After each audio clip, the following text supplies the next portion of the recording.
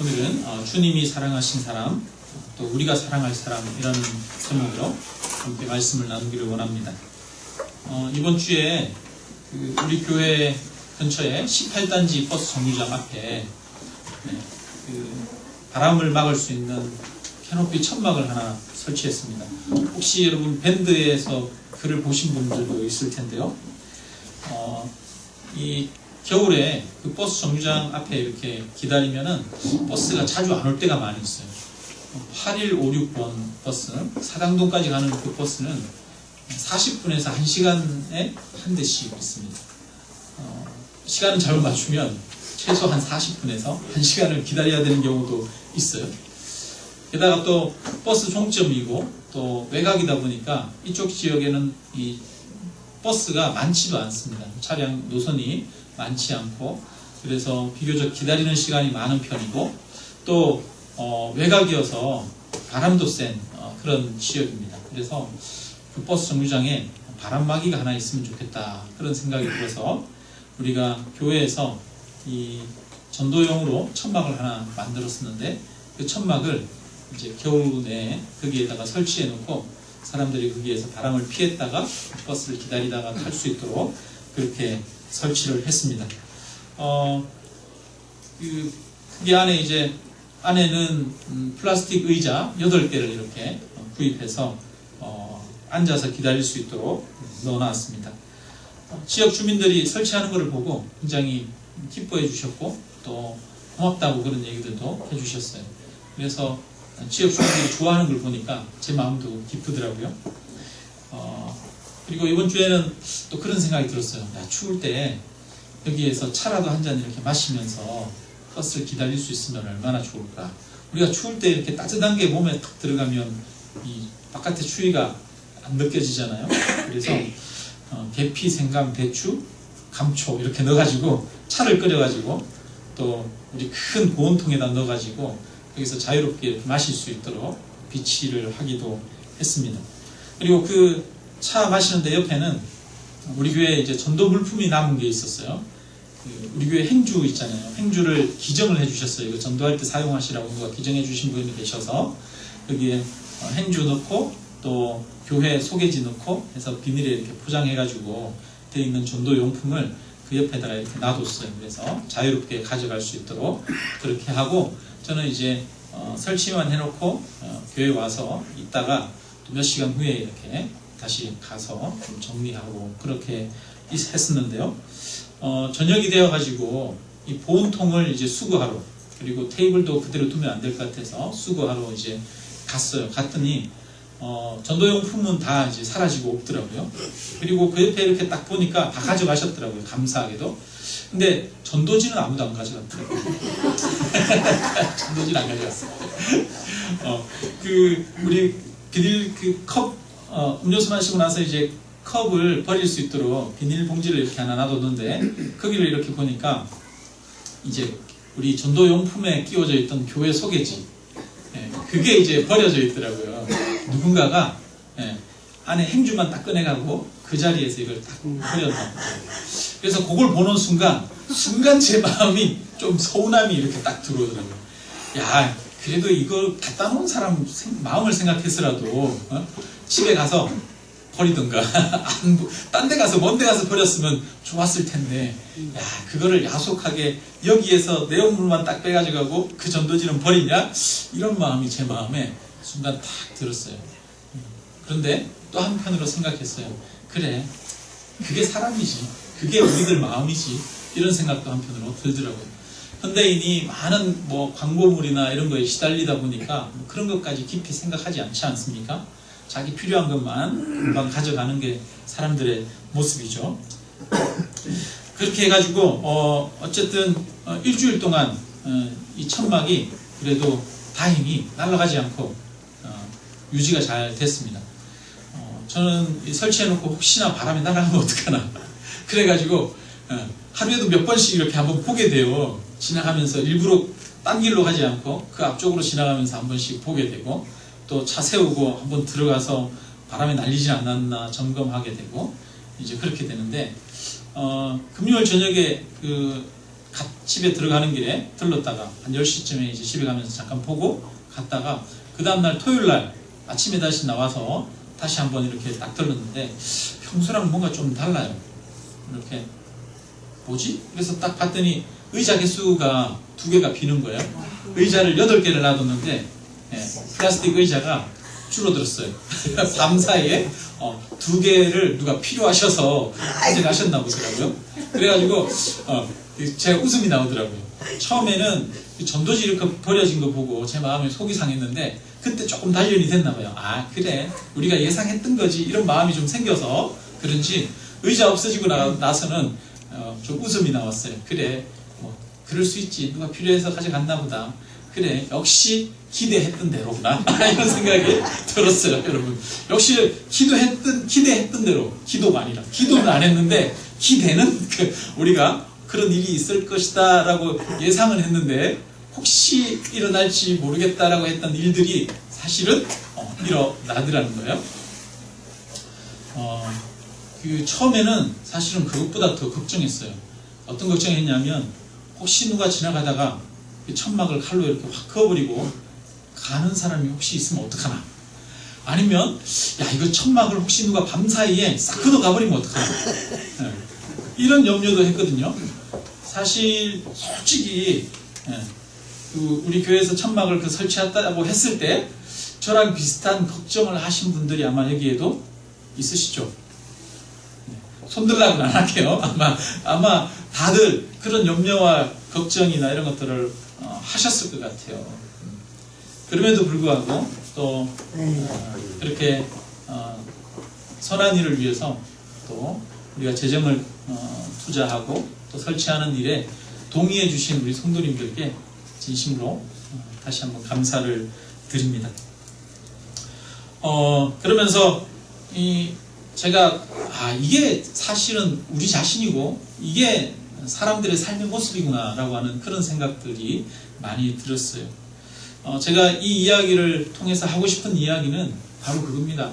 우리는 뭐 이상적으로 생각할지 모르겠어요. 그렇게 천막 설치해 놓으면 천막이 잘 관리되고 지역 사람들이 잘 이용하고 그렇게 되면 참 좋잖아요, 그죠? 근데 사람들은 사실 그거에 대해서 자기 물건처럼 그렇게 아끼면서 사용하지 않잖아요, 그죠? 막 사용하고 그렇게 하지 않습니까? 세상에는 참 별의별 사람들이 다 있죠. 이런 사람도 있고 저런 사람들도 있고, 어떤 교회는 재정을 투자해서 그렇게 천막을 설치하는 교회도 있고, 천막 설치해 놓으면 거기에 필요한 거, 자기 집에 필요한 거 있으면 가져가는 사람도 있고, 그럼 그게 세상이잖아요. 그게 우리가 살아가는 삶의 현실인 것 같습니다. 세상에는 아름다움도 있지만 한편으로는 추함도 있고 또 야비함도 있고 어리석음도 있습니다. 정직함도 있지만 한편으로는 거짓도 있고, 사랑도 있지만 미움도 있고, 용기도 있지만 비겁함도 있는 것이 바로 우리가 살아가는 세상입니다. 우리가 세상에 대해서 참 너무 이렇게 꿈과 같은 이상적으로 그렇게만은 생각할 수 없는 그런 것이 바로 우리가 살아가는 현실입니다. 근데 세상만 그런 게 아니라 또 누구도 그렇습니까? 우리 자신도 사실은 그렇지 않습니까?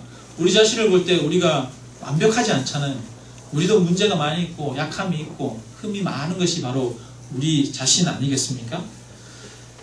예전에 제가 부교육자로 이렇게 사역하던 교회에 한 청년, 여자 청년이 나이 많은 결혼 정년기가 된 여자 청년이 한 분 계셨어요.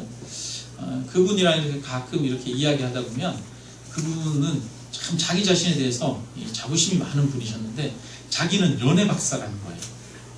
그래서 자기는 책을 통해서 이 연애에 대해서 많이 공부를 했대요. 그러면서 나는 결혼을 하면 정말 잘 살 것 같다고, 남자친구 생기면 잘 남자친구랑 사귈 것 같다고. 근데 문제는 뭐가 없어요? 문제는 남자친구가 없어요. 남자친구가 없는데 자기는 생기기만 하면 잘할 것 같대요. 결혼하면 잘할 것 같대요. 그러면서 막 주저리 이런 얘기 저런 얘기 합니다. 아침에 딱 일어나면 남편이 일어나기 전에 침대에서 나오기 전에 먼저 딱 나와서 식사 준비를 딱 한 다음에 맛있게 향기를 아침 식사 향기를 풍기면서 남편에게 가서 남편을 깨우고 뭐 이런 얘기를 막 쭉쭉 하더라고. 그래서 제가 그 이야기를 들으면서 하는 말이 한마디 있었어요. 뭐라고 그랬을까요? 다른 말은 뭐 할 말이 없더라고요. 그렇게 막 자기가 환상에 젖어서 꿈꾸는 소녀처럼 그렇게 결혼 생활에 대해서 꿈꾸는데, 아까 1부 예배 때 얘기를 했더니 한 성도님이 연애를 책으로만 배웠네요. 막 이렇게 얘기를 하더라고요. 그분에게 제가 한마디만 했어요. 그래, 한번 해봐. 살아봐. 여러분, 그렇지 않습니까? 그죠? 할 말이 뭐 있겠어요? 그죠? 근데 소녀들이나 이런 사람들은 결혼에 대해서 아니면 뭐 남자와 여자와 만나고 사귀는 거에 대해서 환상을 가지지 않습니까? 꿈을 가지죠. 그런데 그런 환상과 꿈은 나중에 실제로 경험해보면 그대로 실현이 됩니까? 아니면 반드시 깨집니까? 그럼 반드시 깨지잖아요. 그죠? 환상은 반드시 깨집니다. 반드시. 현실이라고 하는 것은 우리가 꿈꾸고 우리가 그려오던 그런 머릿속의 환상과는 다른 게 우리의 현실이지 않습니까? 근데 결혼 생활뿐 아니라 다른 모든 관계가 마찬가지죠.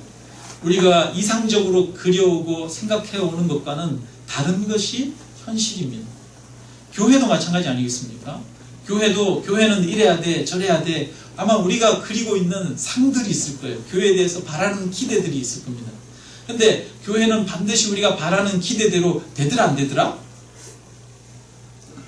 반드시 여러분 결혼 생활이 내가 기대하고 바라던 대로 반드시 안 되는 것처럼 교회도 여러분 신앙생활도 내가 기대하고 소망하는 것처럼 반드시 안 되더라. 여러분 안 되는 게 안 되죠. 그게 현실이지 않습니까? 현실이에요. 교회도 처음에는 서로가 막 좋은 점만 보이다가 시간이 지나면 서로의 약점이 보이잖아요. 한계가 보이고 연약한 것들이 보입니다. 그래서 서로 갈등도 생기게 되고 또 껄끄럽고 힘든 일들도 경험하게 되죠. 반드시 경험합니다. 성경에 보면 예루살렘 교회, 우리가 얼마나 환상적으로 예루살렘 교회를 성경은 그리고 있습니까? 아무도 자기 것을 자기 것이라 하지 않고 자기가 가진 물건을 팔아서 사도들의 발 앞에 두매 그것을 필요한 사람마다 각자 가지고 가서 필요한 대로 나누어 썼잖아요. 사랑과 교제가 충만한 교회가 사실은 예루살렘 교회였지 않습니까? 지난주에 우리가 사랑과 교제가 충만한 교회라는 제목으로 말씀을 전했는데 여러분 우리는 사랑과 교제가 충만한 교회가 되기를 원해요. 그러나 그런 교회도 반드시 문제가 생깁니까? 안 생깁니까? 생기더라. 예루살렘 교회에 얼마 지나지 않아서 유대인 과부랑 그 다음에 헬라인 과부 중에 서로 구제를 받는 데 있어서 차이가 생긴다고 그것 때문에 논란이 생기기 시작했어요. 갈등이 생기기 시작했어요. 그래서 교회에서도 반드시 문제들이 생기더라라는 겁니다. 깊이 있는 만남과 진실한 사랑을 하기 위해서는 그런데 더 많은 갈등이 필요하고 또 더 많은 아픔이 필요합니다. 사실은 결혼 초기에 우리가 그리던 환상적인 그런 아름다움을 여러분 넘어서서 더 깊은 사랑을 할 수 있지 않습니까? 저는 그런 것 같아요. 이 결혼 초기의 신혼의 모습도 아름답지만 더 아름다운 모습은 이 나중에 노년의 부부의 모습이 더 아름다운 것 같아요. 우리 교회 집사님들 20년, 30년 함께 이렇게 부부로 살아오신 분들 보면 다들 얼마나 아름다운지 모르겠어요. 여러분 나중에 머리가 하얀 백발이 되어서 두 부부가 이렇게 손을 잡고 갈 때 여러분 그 모습이 얼마나 아름답겠습니까? 여러분 신혼의 아름다움도 있지만 뭐의 아름다움도 있어요? 노년의 아름다움도 있죠. 그 노년이 더욱 아름다운 이유는 뭡니까? 여러 가지 고난을 같이 견디고 또 차이를 극복하고 갈등을 넘어섰기 때문에 더 깊은 아름다움이 있는 것이죠. 반드시 모든 관계에도 이런 더 깊은 아름다움이 있는 줄 믿습니다. 그리고 그러기 위해서는 과정을 넘어서야 돼요. 어떤 과정? 현실이라고 하는 과정을 넘어서야 되죠. 우리의 연약함과 부족함에서 발생하는 현실이라는 과정을 반드시 넘어서야만 정말 더 깊은 데로 나아가게 되는 줄 믿습니다. 오늘 우리 이제 결혼하고 처음 오늘 예배에 이제 오신 우리 신혼부부가 우리 여기 계시는데 저 신혼부부와 뿐 아니라 우리 모두가 반드시 이런 더 깊은 관계의 기쁨, 사랑의 기쁨 가운데로 나아가기를 주님의 이름으로 축원합니다. 버스 정류장에 계피, 생강, 대추, 감초 이렇게 넣어서 차를 끓여가지고 갖다 놨는데, 차를 제가 처음 끓여봤어요. 처음 끓이는데 한 1시간 끓여서 이렇게 맛을 봤는데 맛이 나요, 안 나요? 안 나더라고요. 안 나요. 맛이 나요. 예? 맛이 좋아요. 어머니, 제가 이제 다 끓인 다음에 어머니한테 한번 맛봐주세요 그러면서 제가 최고예요. 테스트를 부탁했었는데, 한 2시간, 3시간 이렇게 푹 끓이니까 그제야 좀 생강 맛도 나고 대추 맛도 나고 계피 맛도 나고 이렇게 우러나더라고요. 여러분, 그런 것 같아요. 뭐든지 이 깊은 맛이라고 하는 게 있지 않습니까? 우리 지지난주에 오셨던 우리 캄보디아 선교사님 말씀으로는, 그 캄보디아에 가면은 우물을 파서 이렇게 물을 마신다고 그러더라고요. 그 우물이 대부분 한 10m 정도 깊이밖에 안 되는 그런 우물이라고 그래요. 그 교회에서 이제 원래는 그 동네 우물 자체도 없었대요. 그 동네 사람들은 그냥 개울에 흐르는 그냥 물을 마셨대요. 그런데 선교사님이 그 동네 들어가가지고 우물 파주는 그 사역을 하셨다고 합니다. 그래서 한 집을 파주니까 동네 사람들이 우리 집도 파달라고 그래서 그 집도 파주고 이 집도 파주고 이렇게 해서 우물을 많이 파줬는데, 몇십만 원만 있으면 우물을 판다는 거예요. 그 동네는. 그 동네는 우물을 깊이 파지 않는다는 거예요. 한 10m 정도만 파도 물이 나온대요.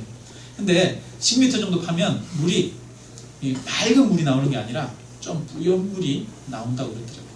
그런데 그 동네 사람들은 그 뿌연 물을 먹는다는 거예요. 근데 여러분, 우리가 먹는 물은, 우리 교회에서 먹는 물은 그런 10m에서 나오는 물이 아닙니다. 우리 교회에서 나오는 물은, 우리가 마시는 물은 지하 100m를 판 물이에요. 우리가 마시는 교회 물이 수도가 아니거든요. 수도가 아니라 지하수입니다. 지하수인데 요 뒤에, 요쪽에 뒤에 가면은 샘이 있어요. 판 데가 있어요.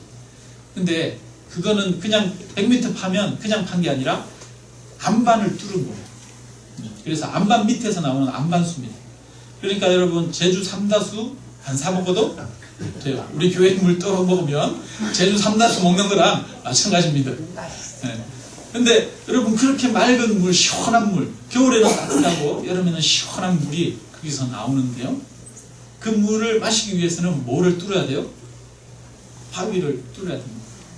단단한 바위를 뚫어야, 그 바위를 뚫은 다음에 그 밑에서 안반수가 나오는 거죠.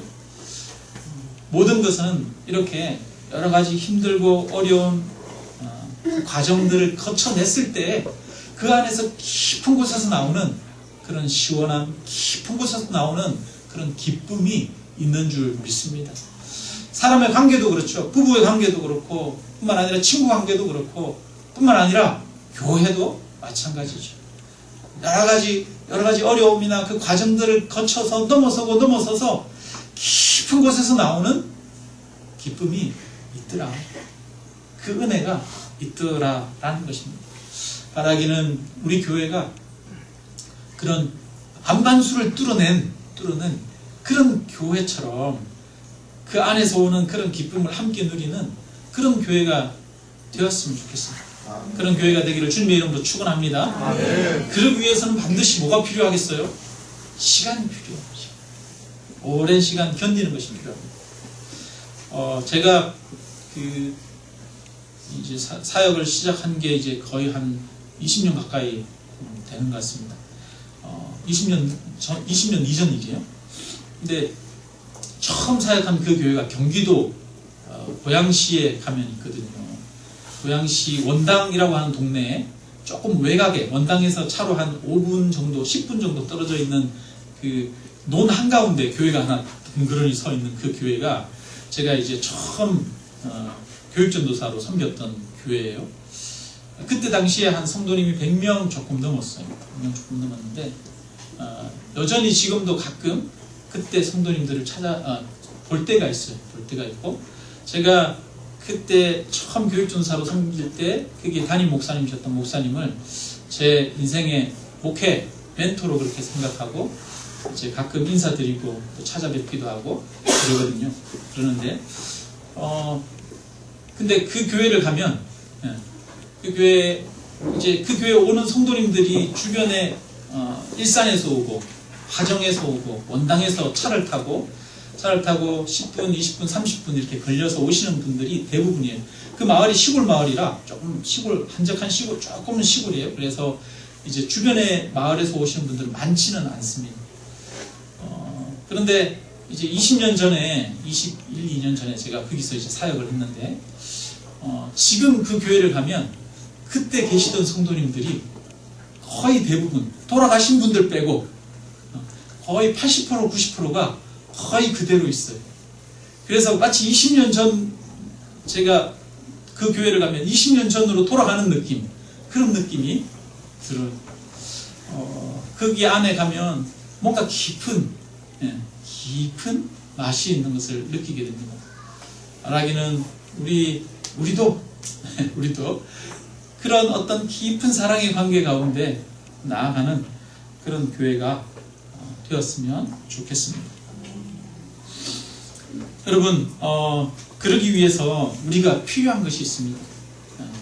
그러기 위해서 필요한 것은 우리가 현실을 직시해야 됩니다. 환상을 깨뜨려 버려야 돼요. 여러분, 결혼하면 뭐가 깨져요?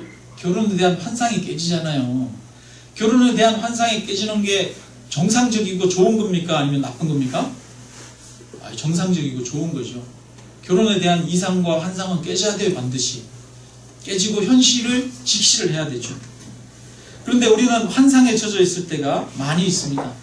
교회는 이래야 돼, 저래야 돼. 자기 기준과 자기 생각이 있죠. 이상이 있습니다.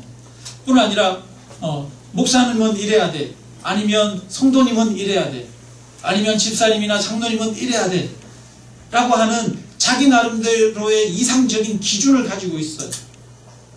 그런데 그런 이상적인 기준이 깨지는 것이 저는 오히려 필요하다고 생각합니다. 왜냐하면 어떤 관계나 어떤 사람도 이상적인 사람이나 이상적인 관계는 없기 때문이에요. 이상적인 단체가 없죠. 그래서 우리는 옆에 있는 분들에게 완벽하기를 기대하면 안 됩니다. 여러분, 바라기는 옆에 계신 분들에게 완벽하기를 기대하지 말고 그냥 사랑할 수 있기를 주님의 이름으로 축원합니다. 우리에게는 완벽하기를 기대하는 것이 아니라 약점까지도 수용하고 받아들이는 품는 사랑이 필요한 거죠. 이 품는 사랑이 있어야 깊이 있는 관계로 나아갈 수 있습니다. 자꾸 완벽한 것을 기대하고 내가 그린 이상을 요구를 하게 되면 서로가 갈등과 다툼만 일어날 뿐이죠. 옆에 있는 분에게 한번 우리 얘기해 봅시다. 내가 당신에게 완벽할 것을 요구하지 않겠습니다. 당신에게 완벽할 것을 요구하지 않겠습니다. 네. 당신의 모습을 있는 그대로 품겠습니다. 한번 해봅시다.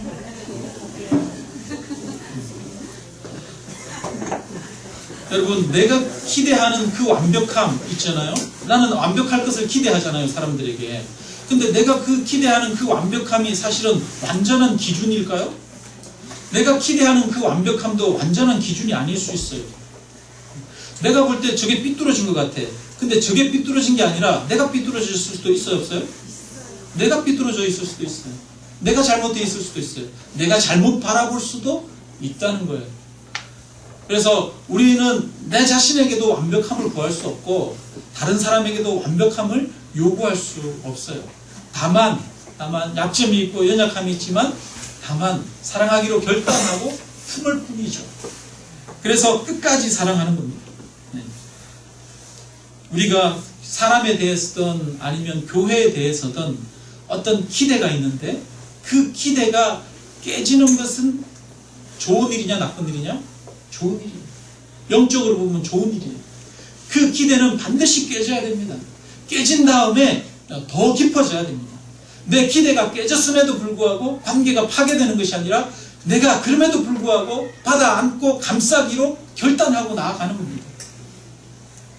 자기 기대가 깨지고 환상이 깨질수록 서로가 더 깊어지고 사랑할 수 있는 그런 기회가 되는 것입니다. 예수 그리스도의 사랑을 알아가고 닮아갈 수 있는 기회가 되는 것입니다. 그런데 두 가지 경우가 있죠. 그렇게 자기 기대가 환상이 깨질 때 그 기대가 깨진 것으로 인해서 관계가 파괴되고 새로운 관계나 새로운 것을 추구하면서 나아가는 경우도 있습니다. 물론 인생을 살아가다 보면 또 그래야 할 때도 있죠. 그러나 또 때로는 기대가 깨졌음에도 불구하고 그럼에도 불구하고 용납하고 품고 받아 안고 가야 하는 경우도 있죠. 우리 신앙생활의 기본은 결국은 관계나 기대가 깨어졌을 때 그 깨어진 것을 그대로 놔두고 나가는 것이 아니라 그럼에도 불구하고 품는 것이 우리의 신앙생활의 본질인 줄로 믿습니다. 왜 그렇습니까? 바로 우리 주님이 우리를 그렇게 대하셨기 때문이죠. 오늘 우리 본문을 한번 보겠습니다. 본문 보니까 여러분 13장 1절 우리 같이 한번 읽겠습니다. 같이 읽습니다. 6월절 전에 예수께서 자기가 세상을 떠나 아버지께로 돌아가실 때가 이런 줄 아시고 세상에 있는 자기 사람들을 사랑하시되 끝까지 사랑하시느라.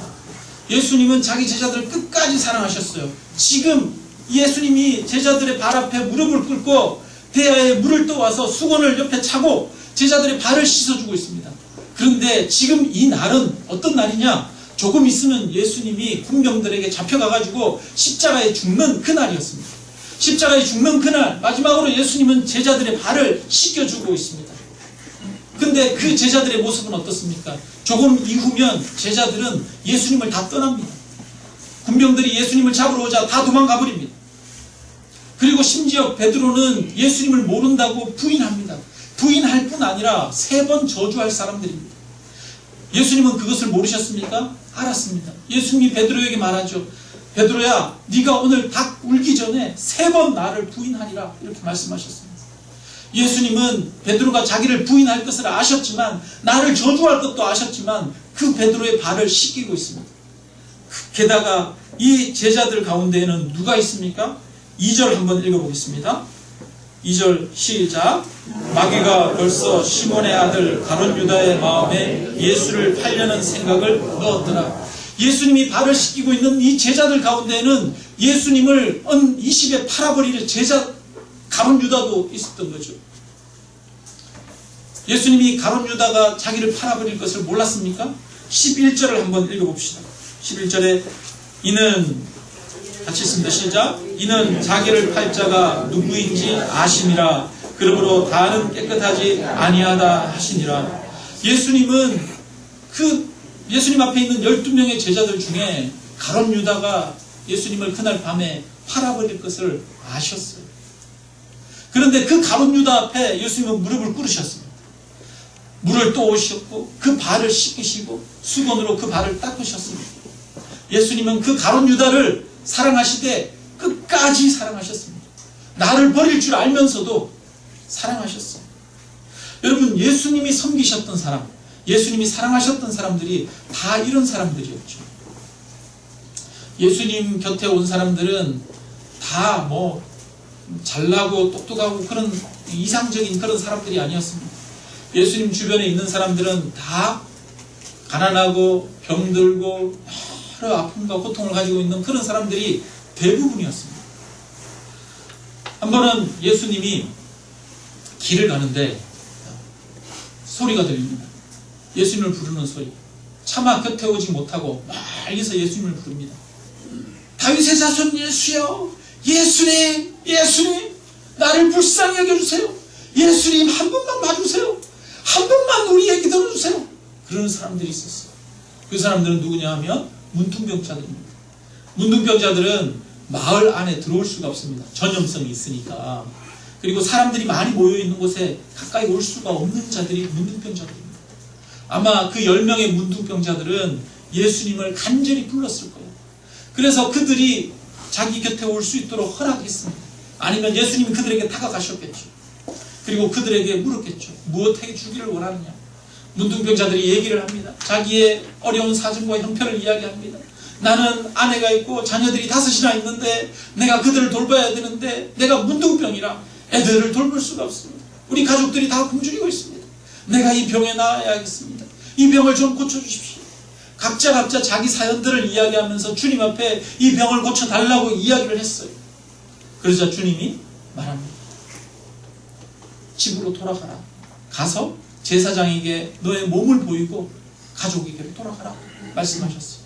그래서 이 문둥병 10명의 사람들이 예수 집으로 돌아가고 있었습니다. 돌아가고 있는 중에 자기 몸을 보니까 몸이 나았어요. 그렇게 해서 10명의 사람들이 다 몸이 나았습니다. 그런데 예수님 앞에 다시 돌아와서 주님 나를 고쳐주셔서 감사합니다. 한 사람은 몇 명입니까? 한 명이죠. 10명의 사람들 중에 돌아온 사람은 한 명이었습니다. 그게 예수님이 만났던 사람들의 실체예요. 사람들의 모습이에요. 사람들은 완벽하지 않아요. 많은 사람들이 자원봉사나 아니면 다른 사람들을 섬기러 가다 보면 오히려 낙심하고 실망할 때가 많이 있어요. 뭐라 그러냐면 우리가 가서 섬겨줬는데 고마운 줄도 알더라 모르더라? 모르더라. 내가 이렇게 해줬더니 뭐 하더라? 더 많은 거를 요구하더라. 이렇게 해줬더니 더 많이 주기를 원하더라. 우리가 밥도 주고 막 줬더니 반찬 더 많이 주고 반찬 왜 맛이 없느냐고 투정대더라. 이러면 여러분 실망스럽고 좌절되죠. 그런데 그게 누구예요? 사람이에요. 그게 사람이에요. 그래서 우리나라 옛날에 속담 있잖아요. 물에 빠진 사람 건져줬더니 목까지 달라더라? 목다리 달라더라. 그게 우리 모습이에요. 그게 예수님이 사랑하셨던 사람들의 모습이에요. 근데 예수님은 그 사람들을 버리셨습니까? 아니, 그 사람들을 버리지 않으셨어요. 예수님이 그 사람들의 그 연약함과 부족함과 추악함과 더러움을 아셨습니까? 모르셨습니까? 아셨어요. 그래서 예수님은 말합니다. 우리가 아직 죄인 되었을 때, 우리가 하나님과 원수 되었을 때 그리스도께서 우리를 위하여 십자가에 죽으심으로 우리를 향한 자기의 사랑을 확정하셨느니라. 예수님이야말로 인간의 현실을 가장 잘 아시는 분이죠. 하나님이시니까 우리 인간의 추악함과 더러움과 연약함과 약함을 아시는 분이 주님이십니다. 그런데 그 주님은 우리를 사랑하기를 포기하지 않으셨습니다. 우리를 사랑하시되 끝까지 사랑하셨습니다. 십자가에 죽기까지 사랑하셨습니다. 견디시고 사랑하셨죠. 제가 교회 이제 1년 지나면서 이렇게 드는 생각이 되게 필요한 것이 이거구나. 뭐 화려하게 설교 잘하고 뭐 어떤 프로그램 잘하고 이런 게 필요한 것이 아니라 그냥 견디고 그냥 있는 모습 그대로 품고 사랑하는 것이 나한테 필요하구나. 이런 것들을 많이 알게 하시고 깨닫게 하시는 것 같습니다. 여러분, 우리에게 필요한 것은 그냥 견디고 때로는 그냥 있는 모습 그대로 품고 사랑하는 것인 줄로 믿습니다. 내 이상을 가지고 이런 모습 저런 모습을 기대하면서 그 모습에 맞지 않는 모습을 보면서 우리가 비판하거나 우리가 판단하고 그게 우리에게 필요한 것이 아니라 우리의 연약함을 있는 모습 그대로 서로가 품고 서로가 끝까지 사랑하는 것. 그럴 때 하나님께서 이 공동체 가운데 정말 함께 하실 줄로 믿습니다. 여기 버스 정류장에 한 달 전에 책꽂이를 갖다 놨어요. 그렇게 해서 이제 길책방이라고 해가지고 혹시 여러분 보셨습니까? 네, 여기에 이제 책이 51권이 있습니다. 51권. 세상에서 어쩌면 가장 작은 미니 도서관일지도 모르겠어요. 그래서 대출하고 싶은 사람은 이름을 써놓고 가져갈 수 있도록 그렇게 해놨는데요. 그거 한다고 그럴 때 우리 집사님들이 다들 뭐라고 말씀하셨냐면 책이 다시 돌아올까요? 책이 없어질 건데요? 안 될 겁니다. 다들 그러셨어요. 그죠? 다들 걱정하셨죠. 저도 책이 안 돌아올 거라고 생각했어요. 그래도 우리가 책은 없어져도 그 사람 읽으면 좋은 거니까 그 사람에게 유익할 만한 책, 이 시대 사람들에게 필요할 만한 책을 우리가 비치합시다 해서 가정과 관련된 거, 부부관계와 관련된 거, 그 다음에 복음, 예수 그리스도와 관련된 것들 위주로 해가지고 그 책들을 51권을 비치를 했습니다. 없어져도 좋다라고 하는 마음으로 비치를 했는데 또 성도님들이 함께 또 동의해 주시고 한번 해보자고 하셔서 그렇게 또 이제 우리가 비치를 했는데 여러분 우리가 예상한 결과들이 나타났을까요? 안 나타났을까요? 네, 아니나 다를까 예상한 결과들이 역시 나타났어요. 그래가지고 처음에 이제 누군가가 책이 없어졌더라고. 책이 없어져서 대출 기록에 딱 돼 있나 이렇게 봤더니 기록이 돼 있어요, 안 돼 있어요? 안 돼 있어요. 네, 여기 안내 이렇게 문구 써가지고 기록해놓고 가져가라고 이렇게 써놨는데 안 써놓고 그냥 가져갔더라고요.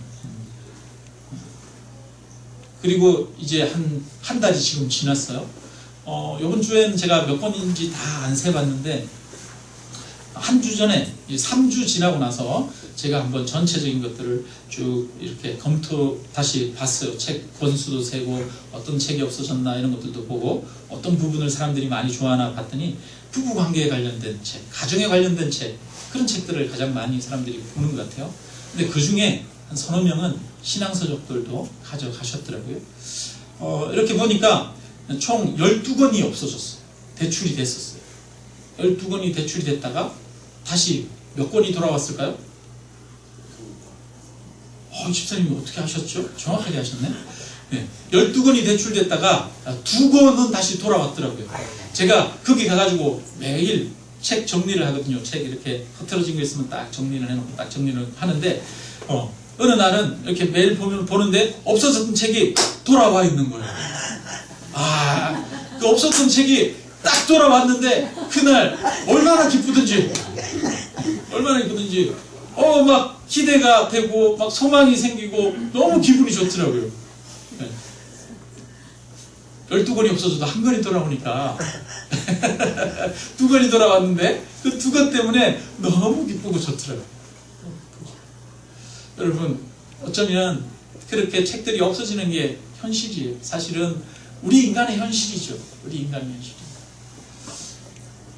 그렇다고 우리가 현실이 그렇기 때문에 우리가 연약하고 부족하고 약한 것 때문에 여러분 우리가 사랑하기를 포기하고 우리가 무엇인가를 하기를 여러분 포기하겠습니까? 그것은 아닌 줄로 믿습니다. 우리가 연약하고 그것이 안 되어질 줄 알고 부족함에도 불구하고 우리가 해야 할 것은 주님이 우리에게 요구하시는 것은 주님처럼 끝까지 견디고 끝까지 사랑하는 것인 줄로 믿습니다. 그렇게 끝까지 견디고 끝까지 사랑할 때 하나님은 우리에게 열매를 주십니다. 예수님이 십자가에 지셨을 때 그 제자들이 나중에 회개하고 부활하신 예수님을 만나러 돌아왔습니다. 예수님이 죽으심으로 12명의 제자들이 남았고 그걸로 인해서 이 세상에 교회가 탄생했습니다.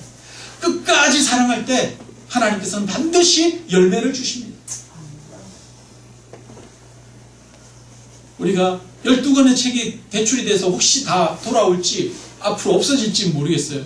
그러나 2권이라고 하는 열매가 맺어졌어요. 얼마나 기쁘고 좋은 일입니까? 여러분, 우리의 삶이 정말 연약함에도 불구하고 내가 끝까지 품기로 결단하고 사랑하기로 결단함으로 거기에서 오는 깊은 열매, 그 열매를 누리시는 저와 여러분의 삶이 되기를 주님의 이름으로 축원합니다. 주님이 그처럼 저와 여러분을 끝까지 사랑하십니다. 그것을 오늘도 바라보시고 나도 주님처럼 끝까지 사랑하겠습니다. 이 결단 가운데 나아가기를 주님의 이름으로 축원합니다. 우리 함께 찬양